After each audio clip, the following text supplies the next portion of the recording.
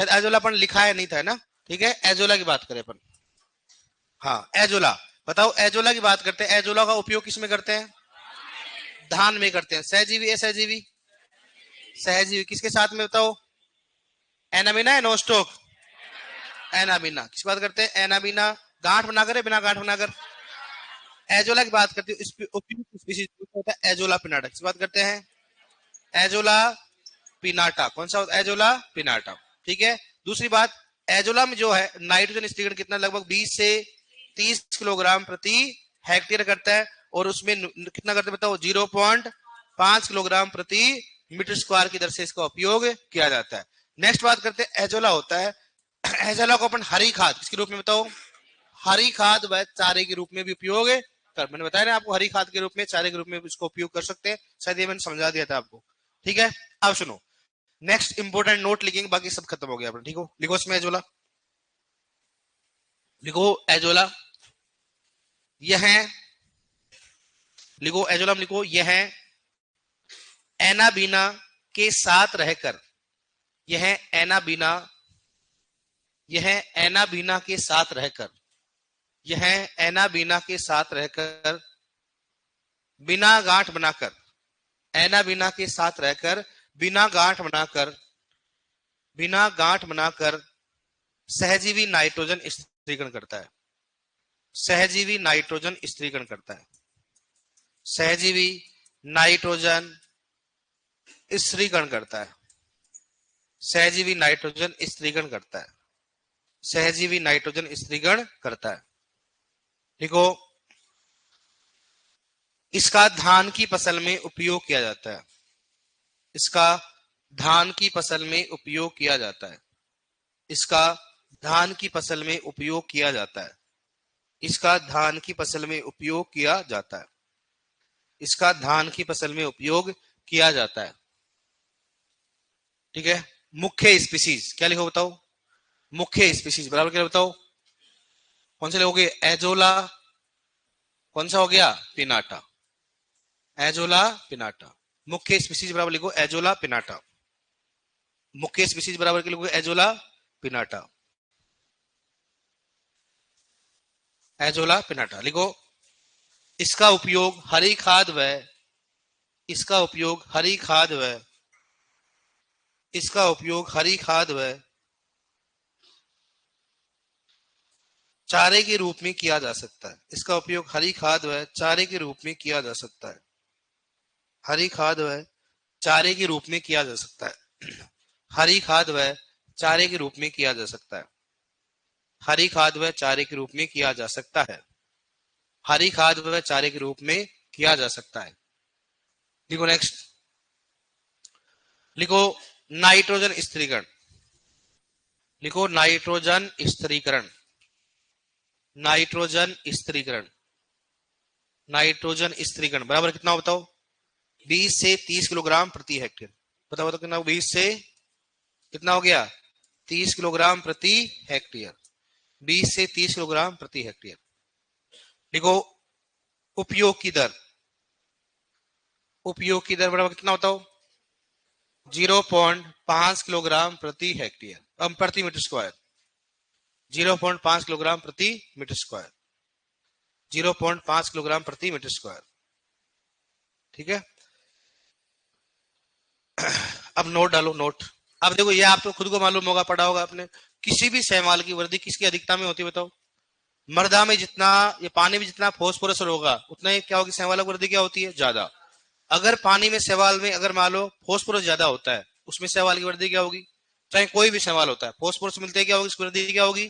तेजी होती है। अब नोट लिखो, नोट, नोट में लिखो सभी लेग्यूमिनेसी, लिखो सभी लेग्यूमिनेसी परिवार के पौधे, सभी लेग्यूमिनेसी परिवार के पौधे या दलहनी फसल, सभी लेग्यूमिनेसी परिवार के पौधे या दलहनी फसल, सभी लेग्यूमिनेसी परिवार के पौधे या दलहनी फसल, या दलहनी फसल नाइट्रोजन का स्थिरीकरण करते हैं।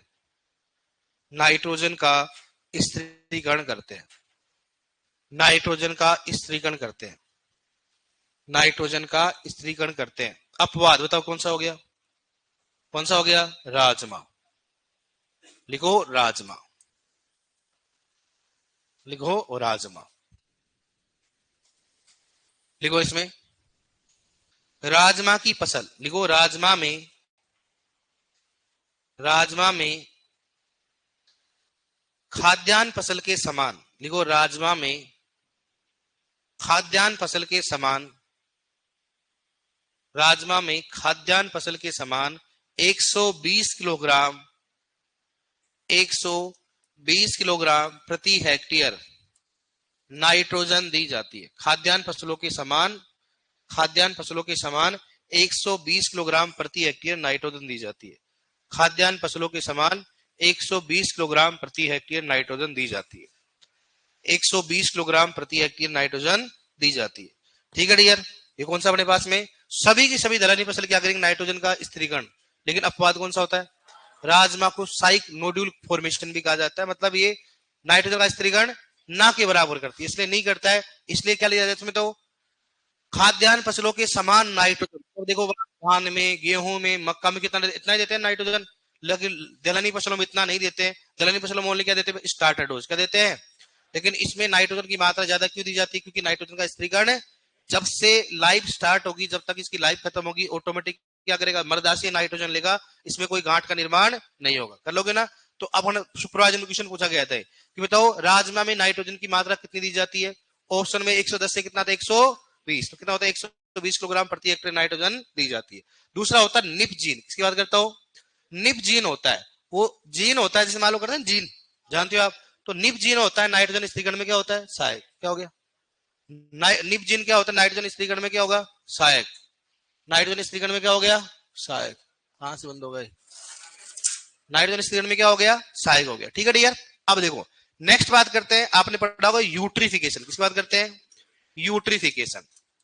यूट्रिफिकेशन ये होता है प्रदूषण के कारण। जैसे एग्रीकल्चर में क्या होता है, अगर मृदा में आप फॉस्फोरस नाइट्रोजन युक्त उर्वरक ज्यादा दोगे, पोटेशियम युक्त उर्वरक ज्यादा दोगे, तो क्या होते हैं, बारिश का पानी आता है, कटाव के द्वारा मृदा अपरदन होगा, तो साथ में क्या हो जाएगा, फॉस्फोरस भी चला जाता है।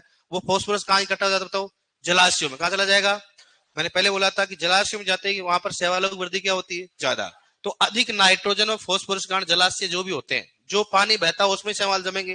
तो क्या होता है, जैसे जलाशय में धीरे धीरे क्या होता है, शैवाल बनने लग जाता है। क्या बताओ, शैवाल बनने लग जाएंगे, ऐसे शैवाल बनने लगे। तो शैवाल धीरे धीरे क्या होता है, इसको एजिंग और ब्लैक भी कहा जाता है। धीरे धीरे शैवाल क्या होंगे, उस कवर, उसकी सतह क्या करेंगे, कवर करने लग जाए। पहले मान लो आधा करेंगे, धीरे धीरे क्या होगा, अगर और मैनेजमेंट नहीं होगा तो पूरी शैवाल की क्या करो, उसको कवर कर लेंगे।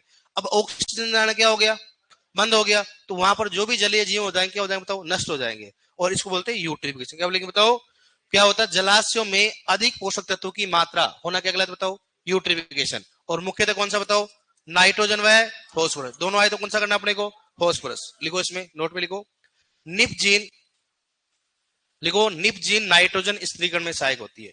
निप जीन नाइट्रोजन स्थिरीकरण में सहायक होती है। निप जीन नाइट्रोजन स्थिरीकरण में सहायक होती है। निप जीन नाइट्रोजन स्थिरीकरण में सहायक होती है। निप जीन नाइट्रोजन स्थिरीकरण में सहायक होती है। लिखो नेक्स्ट, लिखो यूट्रिफिकेशन, लिखो यूट्रिफिकेशन, लिखो यूट्रिफिकेशन, यूट्रिफिकेशन है ना।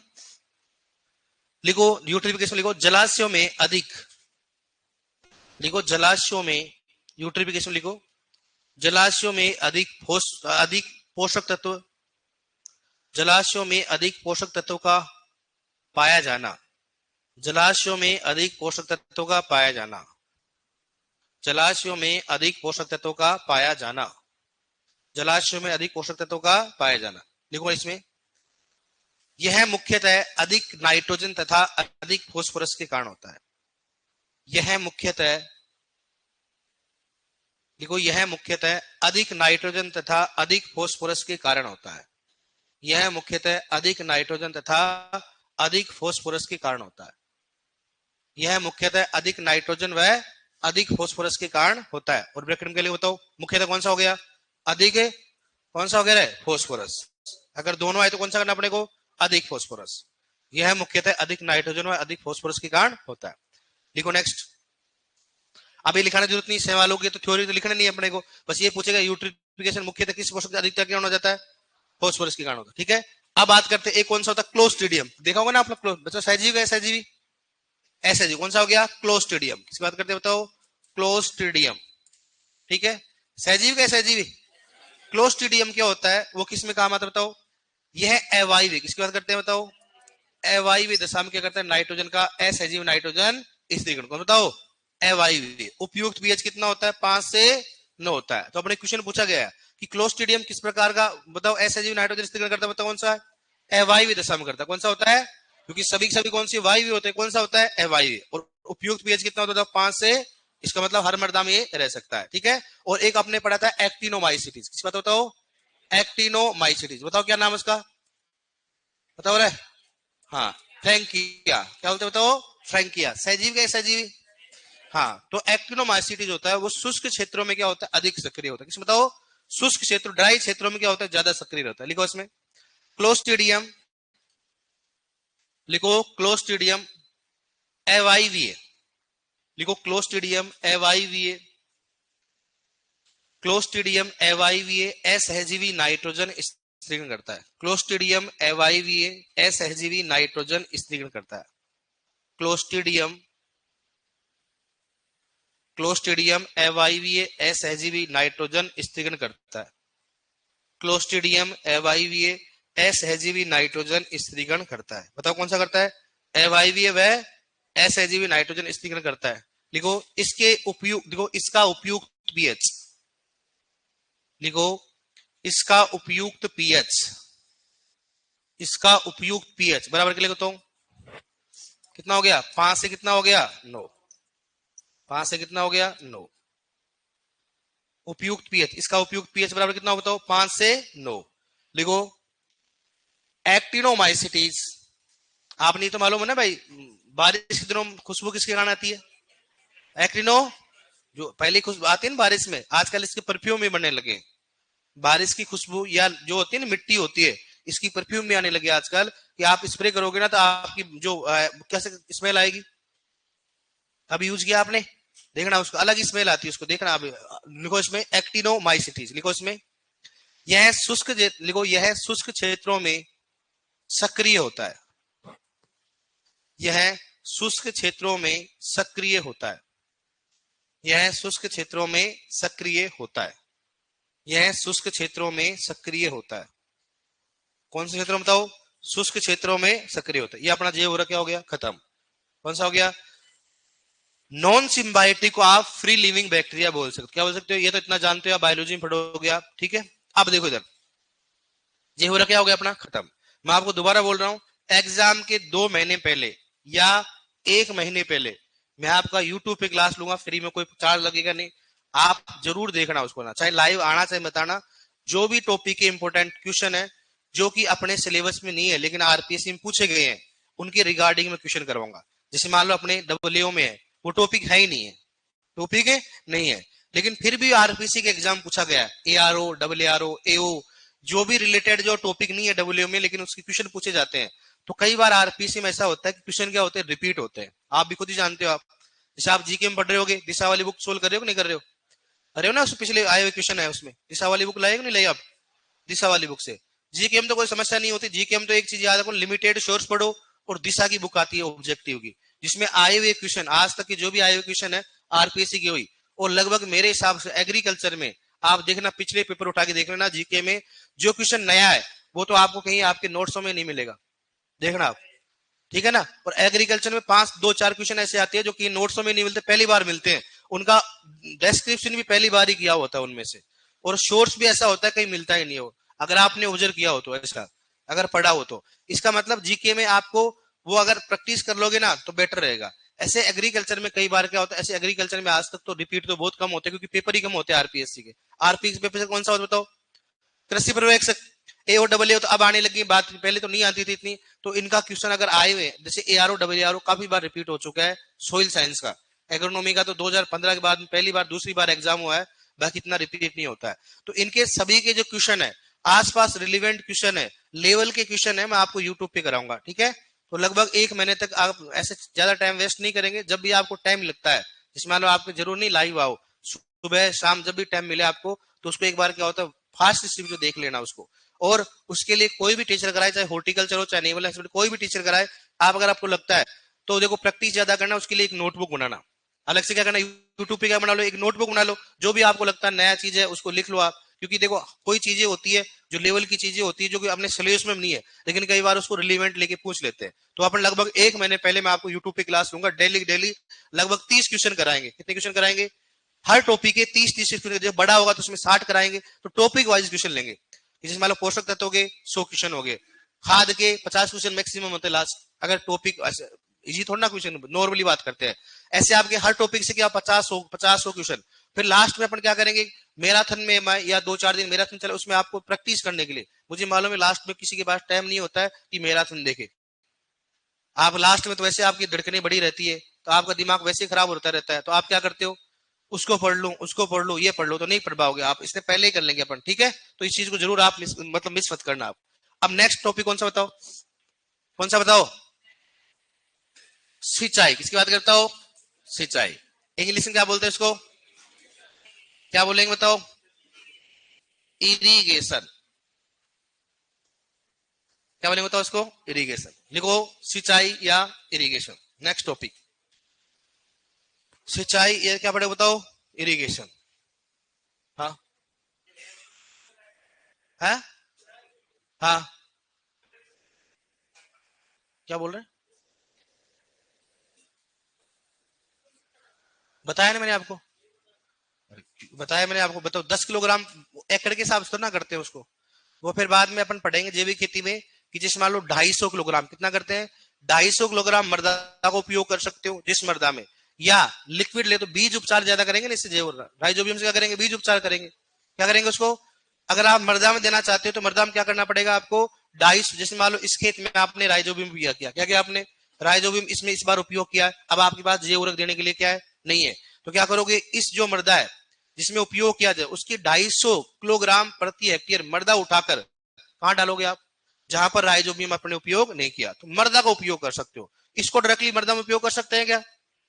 अरे राइजोबियम को डायरेक्टली मृदा में उपयोग कर सकते हैं क्या?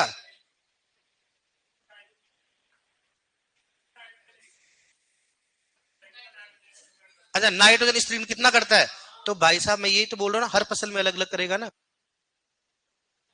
औसत क्या होता है, हर जैसे मान लो मूंग होता है लगभग 30 से 40 किलोग्राम करेगा, जैसे मान लो रिज का है, अब लिखवा देंगे उसमें रिज का कितना, तो 194 कितना करेगा। हर फसल में उपयोग करोगे तो हर फसल में सभी का नाइट्रोजन स्त्रीकरण अलग अलग होगा ना, ठीक है। एवरेज कितना होगा लगभग, आप करना चाहो तो कितना करोगे, लगभग 40 से कितना करोगे, 120, 40 से 120। अधिकतम कितना होता है 194, कितना होता है इसमें करते बताओ, रिजके में लिख लो उसको, हाँ लिखो उसको, लिखो अधिकतम नाइट्रोजन रिज के द्वारा, लिखो, लिखो रिज के द्वारा, ऐसे लिखो लो आप, रिज के लिखो, रिज के की द्वारा, रिज के की द्वारा 194 किलोग्राम प्रति हेक्टेयर, रिजके के द्वारा 194 किलोग्राम प्रति हेक्टेयर नाइट्रोजन का स्त्रीकरण किया जाता है। 194 किलोग्राम प्रति हेक्टेयर नाइट्रोजन का स्त्रीकरण किया जाता है। 194 किलोग्राम प्रति हेक्टेयर नाइट्रोजन का स्त्रीकरण किया जाता है। 194 किलोग्राम प्रति हेक्टेयर नाइट्रोजन का स्त्रीकरण किया जाता है, ठीक है। लगभग सभी फसलों में, जैसे किसी फसल में उपयोग करो उसका सब फसल का नाइट्रोजन स्त्रीकरण क्या होगा, अलग अलग होता है। क्या होता है, अलग अलग। अब ये लिखवा दे, जैसे आपने हरी खाद पढ़ी, हरी खाद में हर फसल में उसमें तो नाइट्रोजन होगा ना, लेकिन हरी खाद में एनपीके की मात्रा हर बुक में क्या होती है, अलग अलग मिलती है, वेरी करती है। इसलिए नाइट्रोजन का स्त्रीकरण क्या करता है, वेरी करता है, इसलिए अपन नहीं लिखवाते, कोई मिलता ही नहीं, हर बुक में देखना अलग अलग मिलता है। इसलिए मैक्सिमम कितना होता है, कितना होता है 194 किलोग्राम, किसके द्वारा बताओ, रिच के द्वारा। अब बताओ सिंचाई की बात करते हैं, बताओ सिंचाई क्या होता है, और बताएंगे आपको जब जैविक खेती पढ़ाएंगे ना। एक होता है लिक्विड बायो फर्टिलाइजर, कौन सा पढ़ाएंगे, लिक्विड बायो फर्टिलाइजर क्या होता है ये भी बताएंगे आपको। लिक्विड फर्टिलाइजर 5 ml कितना लेते बताओ, 5 ml का उपयोग करते हैं, वो भी बताएंगे आपको। दूसरी बात, मृदा को भी उपचारित किया जाता है। अगर किसी खेत में आप जैव उर्वरक उपयोग कर लिया, लेकिन नेक्स्ट टाइम से आप जैव उर्वरक का उपयोग नहीं करना चाहते हो, जिस मृदा में जैव उर्वरक उपयोग किया उसकी मृदा को कहां डाल दो आप, दूसरे खेत में डाल दिया, तो उसके मृदा के द्वारा उपचार। कई बार क्या होता है कि आप पौध को भी क्या कर सकते हो, उपचारित कर सकते हो, उसको बोलते हैं ड्रेंचिंग। क्या बोलते हैं उसको, कैसे करोगे, जैसे मान लो आपने लिक्विड बायो फर्टिलाइजर ले लिया, वहां उसको डाल दिया 50 ml के लगभग, फिर उसमें क्या करते हो, उसको जो जड़ होती है पौध लेके आए, पौधे की जड़ों क्या उसमें डुबोएंगे 15-20 मिनट तक, फिर क्या करेंगे उसको मुख्य, फिर उसको कराएंगे, वो भी कराएंगे अपन जैविक खेती। ठीक है, अब बताओ नेक्स्ट टॉपिक कौन सा हो गया? सिंचाई। सिंचाई क्या होती है बताओ?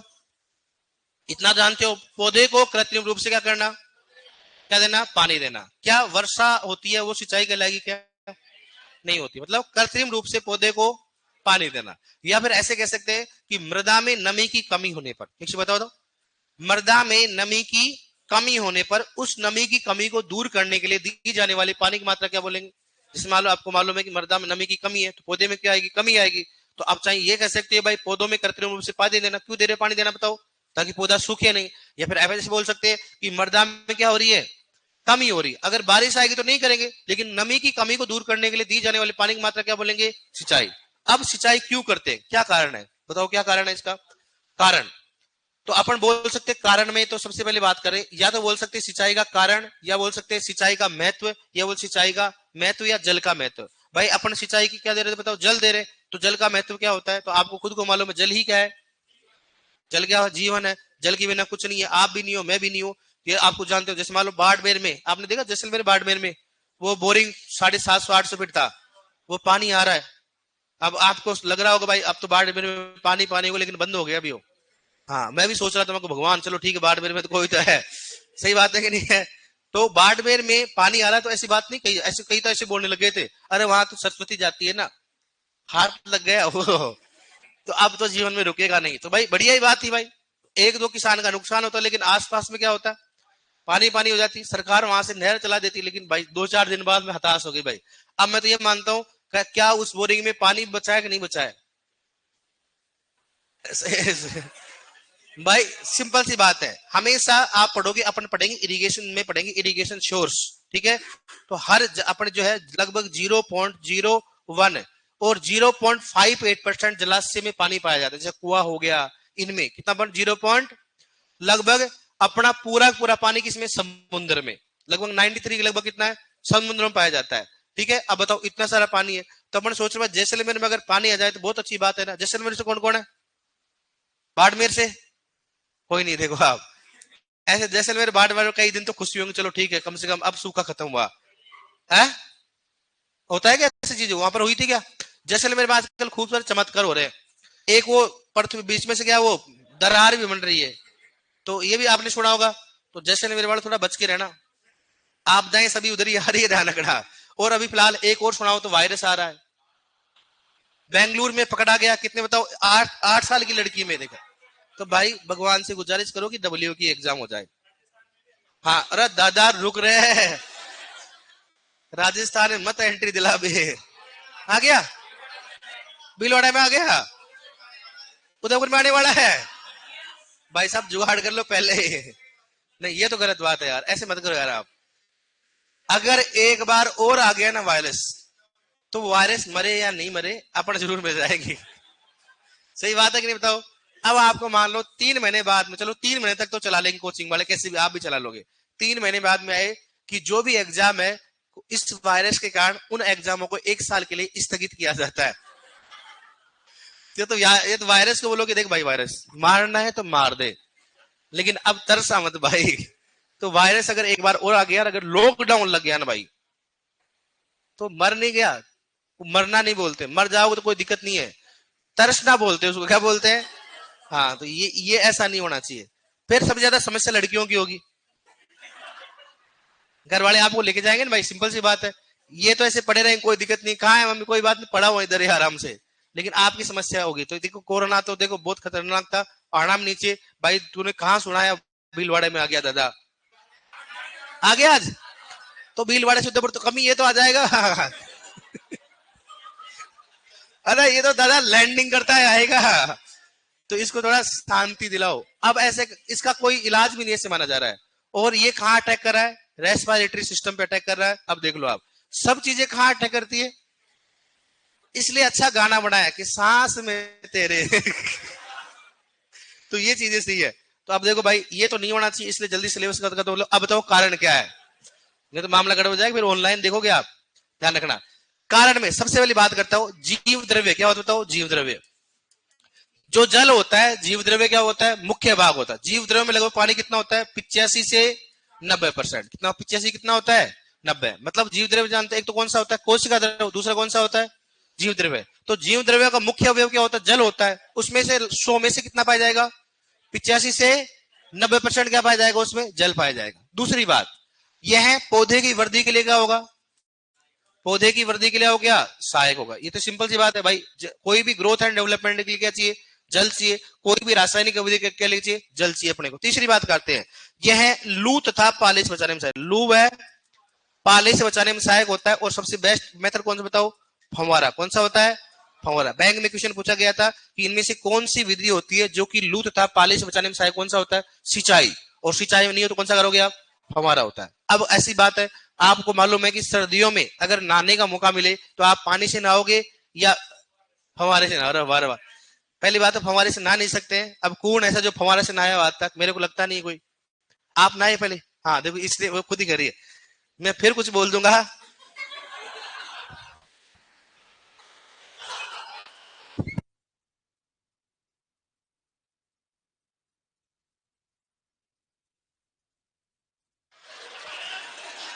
आओ इधर देखो, आप खड़े हो जाओ, आप खड़े हो खड़े हो। अब मैंने मतलब ये खुद आगे से मैं नहीं हूं मतलब, अब मैं ये मतलब वो होता ना ये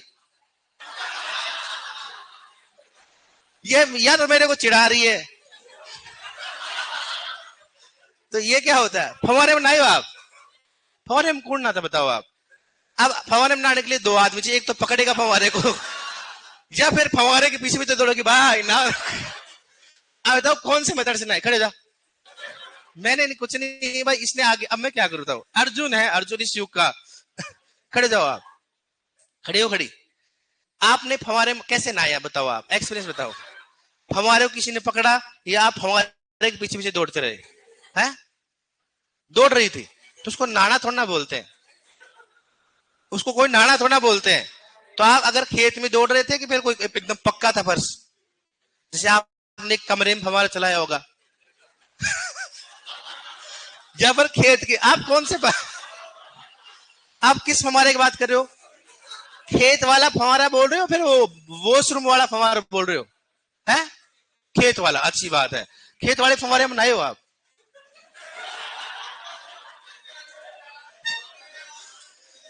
चलो ठीक है भाई, अब देखो आप नहाए हैं बताओ, आप फवारे में नहाए हैं आप। अब आप है ना अगर फवारे में नहीं नहाए हो तो बताओ किसकी कसम खाओगे आप, या तो आप माहौल बना रहे हो, ये सही बताना। खा जाओ कसम, खा जाओ किसी की, मेरी कसम खाओ। हैं हैं फवारे में नहाई है तू हैं न, मेरी कसम खा जा, मैं तो घर, हाँ, नहीं नहीं है, मैं घर वालों को नहीं, मैं तेरी गलती, नहीं नहीं नहीं नहीं मैं, अच्छा उसे घर वालों को कोई बात नहीं, मैं तो कोई बात नहीं, मेरे कुछ हो जाएगा, मेरे खूब सारी दुआ है, एक दो से कोई फर्क नहीं पड़ता। हाँ हाँ, तो बताओ आप फवारे में नहाए, आप कभी नहाए इनके आगे जो है, नहीं नहाए आप खड़े हो जाओ, खड़े हो खड़े हो, अरे अरे खड़ी हो तुम, हेलो हेलो, हाँ ये दो तीन ही तो है मतलब है। आप अब इधर को टेंशन मत लो आप, आपने फवारा देखा, आप गांव से हो शहर से हो हैं, गांव से हो, फवारा देखा आपने, क्या कोई आदमी नहा सकता है क्या, नहीं देखा मैंने फवारा नहीं दिखा।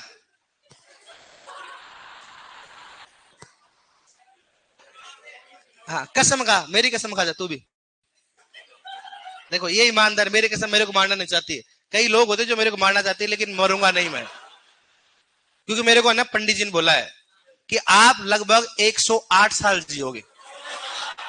कितना साल 100, तो मैंने कहा पंडित जी इतना तो नहीं जीना चाहता हूँ, 5-7 और कम हो, तो क्या आप बदुआ लो थोड़ा सा। तब से मैंने बदुआ लेना स्टार्ट कर दिया ताकि अंडर 90 में सल्ट जाऊं मैं ना। तो बैठ जाओ आप, ठीक है, फवारे में नहाए, देखो आप कैसे कैसे आदमी है, कैसे है, हो सकता नाले भाई साहब कहीं भी है, फवारे में नहाने के बाद कैसा लगता है, हेलो हेलो है, आप उससे क्या पूछ रही है। हाँ अब बता, इधर देख इधर, कैसा लगता है फवारे में नहाने के बाद में आदमी, खड़ी हो खड़ी, भाई अपन देख फवारे में नहाई है मान लो, तो फवारे में नहाने से कैसा लगता है, सर मर्दा कणाकार स्थायी दशा होती है जो कि किसी कारक द्वारा नहीं बदली जाती। सही बात है। क्यों नहीं बदली जाती? क्योंकि रेतीली मर्दा रेतीली रहेगी, काली नहीं रहेगी। खड़े जाओ, आप खड़े जाओ। फवारा में नहाने के बाद कैसे लगता है आदमी को? अरे तो खड़ी हो ना, फिर शानदार तो लगता है, हमारे को मालूम है शानदार लगता है। कैसे लगता है? वो पानी गरम गरम होता है, ठंडा ठंडा होता है। फवारे का पानी। आप सर्दी में नहाए थे, गर्मी में? छोटी का तेरे को ये मालूम है? नहीं नहीं, पानी बाद में पीना बैठे। अब बता, आपने फवारे में सर्दी में नहाए थे, गर्मी में?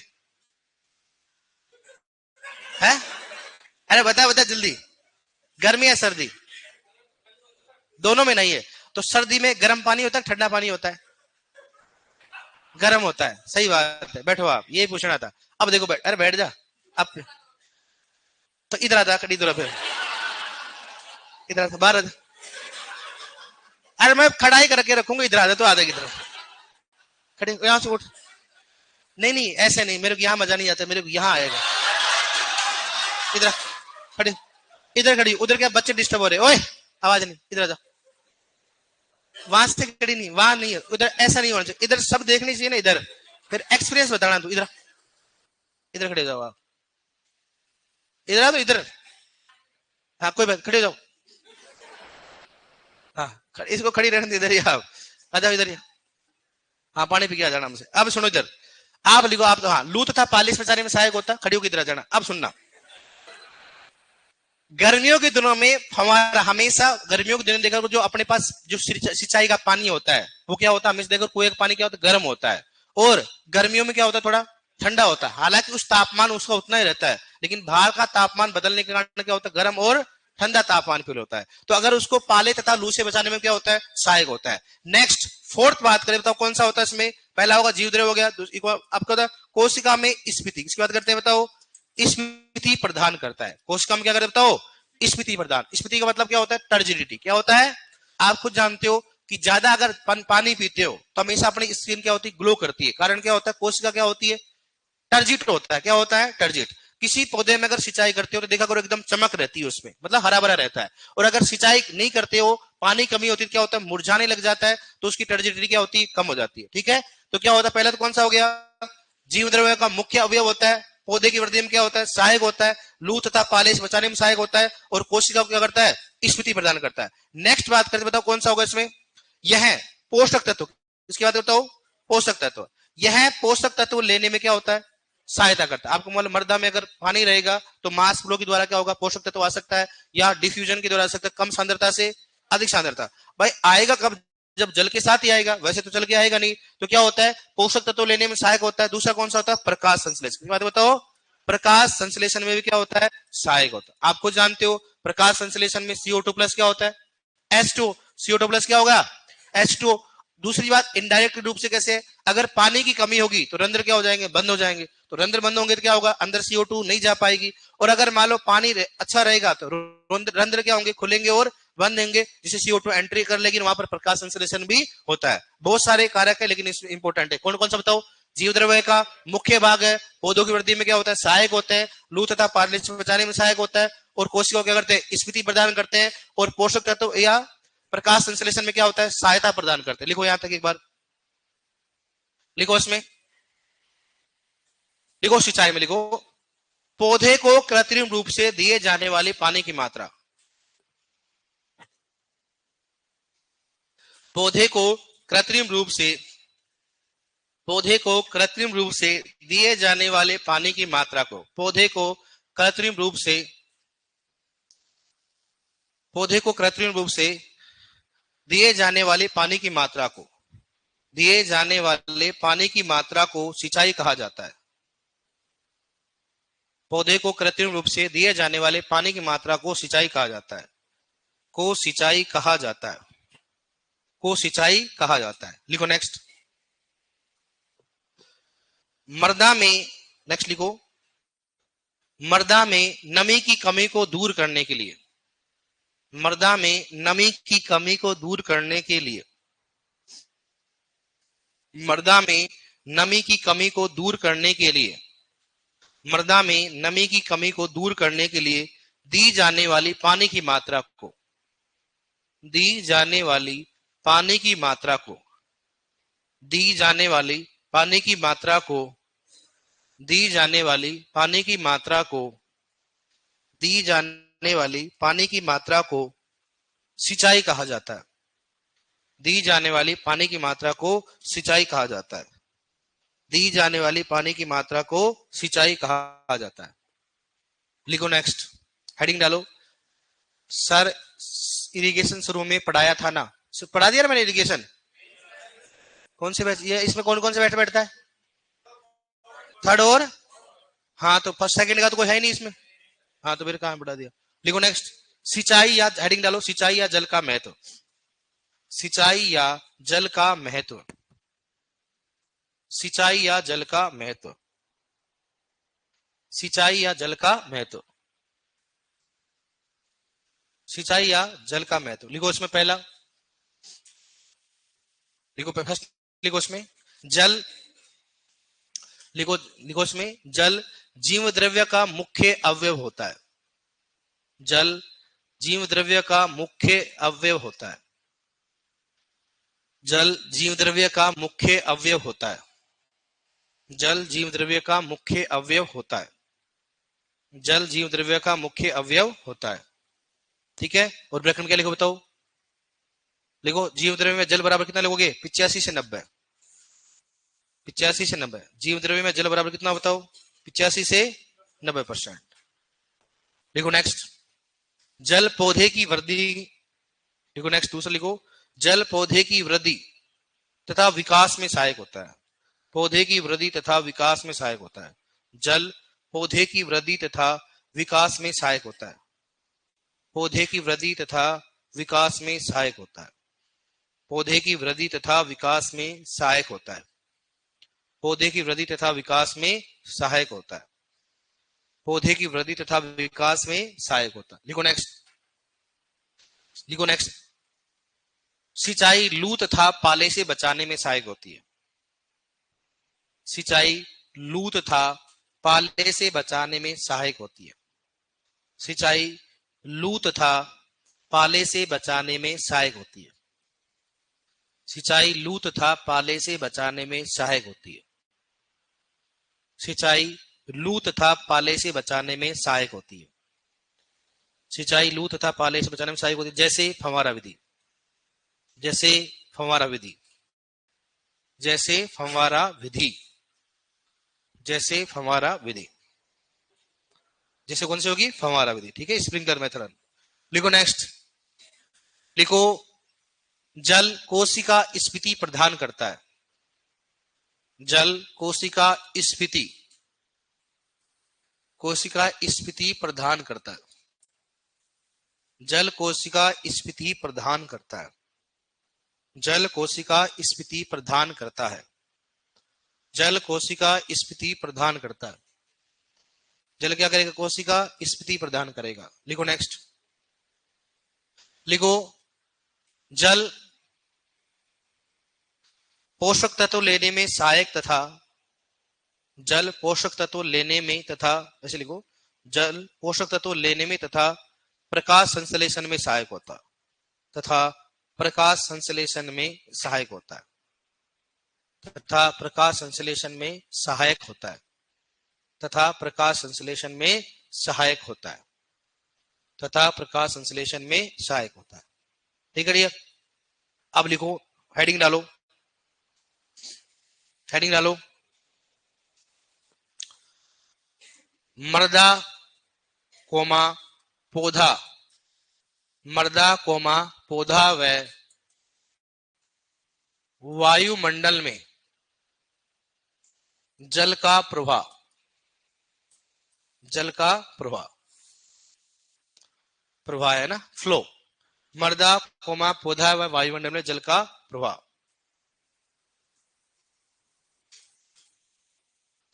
ठीक है डियर, अब देखो इधर क्या होता है। देखो अपन किसी भी वजन को मापते तो किलोग्राम में, ग्राम में, टन में मापते हैं। ऐसे मृदा में जल की मात्रा मापेंगे तो किस में मापते हैं? तो पोटेंशियल। किस में मापते हैं? पोटेंशियल टेंशन या डीपीडी। मृदा में डीपीडी का उपयोग नहीं किया जाता। किसमें किया जाता है? ओनली पौधों में। पढ़ा होगा ना फिजियोलॉजी में, पढ़ा ना, डीपीडी माइनस डीपीडी बराबर ओपी माइनस क्या होता है? टीपी। एक कोशिका से दूसरी कोशिका में पानी का प्रवाह कैसे होता है? पढ़ा होगा ना, डीपीडी बराबर क्या होता है, ओपी माइनस। डीपीडी में दो प्रकार पढ़ा होगा, नई अवधारणा और पुरानी अवधारणा। नई अवधारणा में क्या होता है, पुरानी में क्या था, प्लस था, नई अवधारणा में क्या हो गया, माइनस। किसी भी अगर मान लो पौधे में या जल में अगर जल का प्रवाह होता है तो कहां से क्या होगा बताओ, अधिक पोटेंशियल से क्या होता है बताओ, अधिक पोटेंशियल से क्या हो बताओ, कौन सा होगा, कम पोटेंशियल की ओर, अधिक पोटेंशियल से कम पोटेंशियल की ओर। बताओ कहां बताओ, अधिक पोटेंशियल से कम पोटेंशियल। सर पोटेंशियल क्या होता है, मृदा तथा पौधे में जल की मात्रा को निर्धारण करने के लिए क्या कहता है, पोटेंशियल।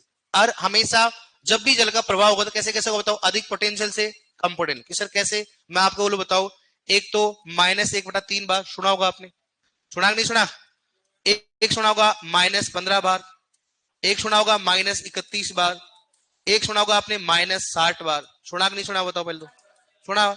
बताओ सबसे अधिक जल होगा वो कहां पे होगा, ए बी सी और डी, बताओ कहां होगा, है ए में होगा। सबसे कम जल कहां पे होगा, कहां पे होगा, डी पे, -60। सबसे अधिक जल कहां है बताओ।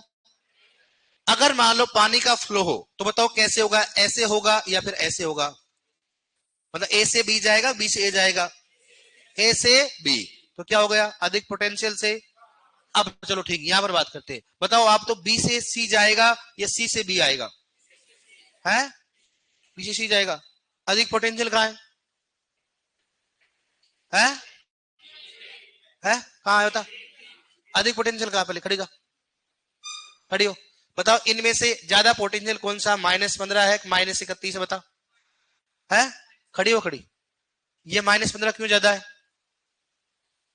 -15 क्यों है जब ज्यादा बताओ, -15 ज्यादा बड़ा होता है, -31 ज्यादा बड़ा होता है, -15 क्यों, क्योंकि माइनस की संख्या का -31 क्या, बैठो -31 क्या बताओ रे भाई, माइनस की संख्या जैसे जैसे बढ़ेगी तो संख्या क्या होती, कमी तो मानी जाएगी ना। इन दोनों बड़ी संख्या कौन सी, -15 कि -31 है, -15, तो अधिक पोटेंशियल से कम पोटेंशियल की। अब मैं इस चीज को ऐसे कर दूं बताओ आपको कि यहां पर मैं कर दूं आपको प्लस, क्या कर दूं यहां पर प्लस। अब बताओ अधिक कौन सा है, 31, कौन सा हो गया, और कम कौन सा हो गया, सही बात नहीं बताओ, तो अधिक से कहां है, अधिक से कम, मतलब 31 से कहां जाना चाहिए, 15 में।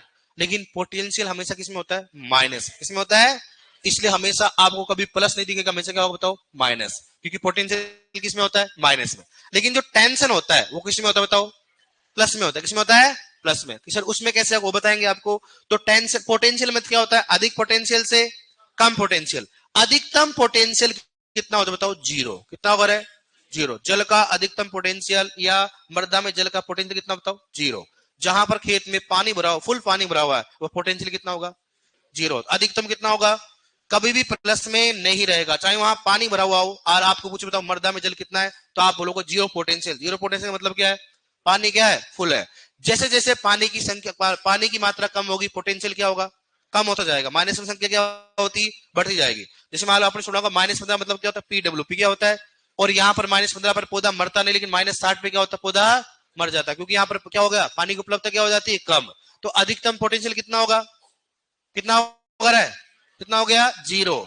और मृदा तथा पौधे में जैसे जैसे माइनस में पोटेंशियल बढ़ता जाएगा वैसे वैसे पानी की मात्रा क्या होगी, यहां तक समझ में आया नहीं बताओ, अधिक पोटेंशियल से कम पोटेंशियल। लेकिन एक टेंशन और होता है, टेंशन में क्या होगा बताओ, अब सुनो, मैं आपको पोटेंशियल एक तो कौन सा बताओ, -15 से कितना हो गया, एक -31। जल का प्रवाह कहां होगा, ए से बी या बी से ए, ए से बी। लेकिन टेंशन जो होता है, पोटेंशियल तो क्या होता है, कम से कहां जाएगा, अधिक की ओर, कम से क्या जाएगा, अधिक। लेकिन टेंशन क्या होता है बताओ, नहीं अधिक से कम, कौन सा हो गया, अधिक से कम। लेकिन टेंशन कहां से जाएगा बताओ, कम से अधिक, कम से, तो सर क्या होगा, क्योंकि टेंशन हमेशा किसमें रहता है बताओ, प्लस में, क्या रहता है, प्लस में। तो बताओ कम से कौन सा हो गया, 15, अधिक कौन सा है, 31, इसलिए कहां जाएगा बताओ, कम से अधिक की ओर, कहां जाएगा बताओ, कम से अधिक। टेंशन किसमें रहेगा सदैव, माइनस में, किस प्लस में रहेगा, पोटेंशियल किस रहेगा, अधिकतम पोटेंशियल कितना रहेगा। तो पोटेंशियल का मतलब होता है मृदा में जल की मात्रा ज्ञात करना, और इस पोटेंशियल को किसमें पाया जाता है बताओ, बार। और टेंशन भी किसमें होगा, बार में होगा, किसमें होगा, बार। तो अब अगर अपन बताएंगे कि बताओ अगर कोशिका से, एक कोशिका से दूसरी कोशिका में जड़ से तने में जाता है तो कैसे जाएगा, कौन सा टेंशन होता है, क्या होगा, वो बताएंगे आपको। लिखो इसमें, देखो मृदा तथा पौधे में, लिखो इसमें, मृदा तथा पौधे में, मृदा तथा पौधे में जल का प्रवाह, मृदा तथा पौधे में जल का प्रवाह, मृदा तथा पौधे में जल का प्रवाह कम टेंशन से अधिक टेंशन की ओर होता है। कम टेंशन से अधिक, टेंशन मतलब समझ गए, कम टेंशन से अधिक टेंशन की ओर होता है। कम टेंशन से अधिक टेंशन की ओर होता है। कम टेंशन से अधिक टेंशन की ओर होता है। कम टेंशन से अधिक टेंशन की ओर होता है। लिखो नेक्स्ट। मृदा तथा पौधे में, मृदा तथा पौधे में, मृदा तथा पौधे में जल का प्रवाह, मृदा तथा पौधे में जल का प्रवाह, जल का प्रवाह अधिक पोटेंशियल से कम पोटेंशियल की ओर होता है। अधिक पोटेंशियल से कम पोटेंशियल की ओर होता है। अधिक पोटेंशियल से कम पोटेंशियल की ओर होता है। अधिक पोटेंशियल से कम पोटेंशियल की ओर होता है। अधिक पोटेंशियल से कम पोटेंशियल की ओर होता है। लिखो इसमें, मृदा तथा पौधे में, लिखो मृदा तथा पौधे में, मृदा तथा पौधे में अधिकतम पोटेंशियल, मृदा तथा पौधे में अधिकतम पोटेंशियल, मृदा तथा पौधे में अधिक पोटेंशियल, मृदा तथा पौधे में अधिक पोटेंशियल जीरो होता है। अधिकतम पोटेंशियल जीरो होता है। मृदा तथा जल में, मृदा तथा पौधे में अधिकतम पोटेंशियल कितना होता है? जीरो होता है। लिखो नेक्स्ट। मृदा तथा पौधे में, मृदा तथा पौधे में, मृदा तथा पौधे में पोटेंशियल का मान, पोटेंशियल का मान, मृदा तथा पौधे में पोटेंशियल का मान जैसे जैसे ऋणायन बढ़ता जाता है, पोटेंशियल का मान जैसे जैसे ऋणायन बढ़ता जाता है, जैसे जैसे ऋणायन मतलब नेगेटिव है ना, जैसे जैसे ऋणायन बढ़ता जाता है, जैसे जैसे ऋणायन बढ़ता जाता है, जैसे जैसे ऋणायन बढ़ता जाता है, वैसे वैसे पानी की मात्रा कम हो जाती है।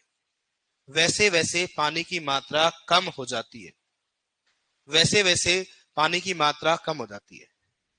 वैसे वैसे पानी की मात्रा कम हो जाती है।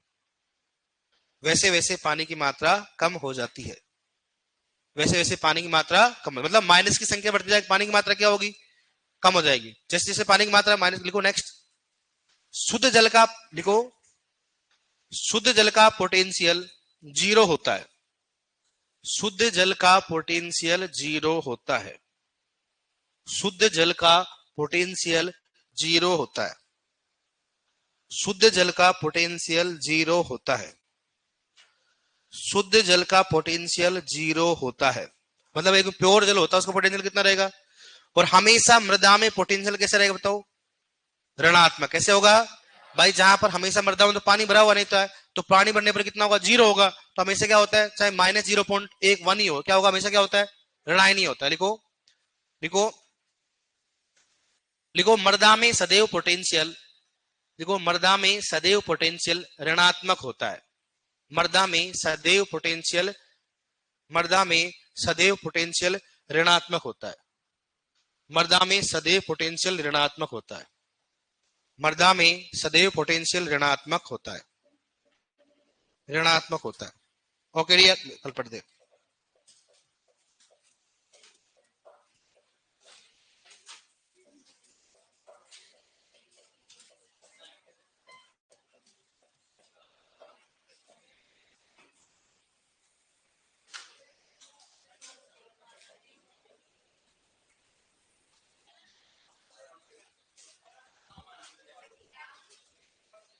Okay dear.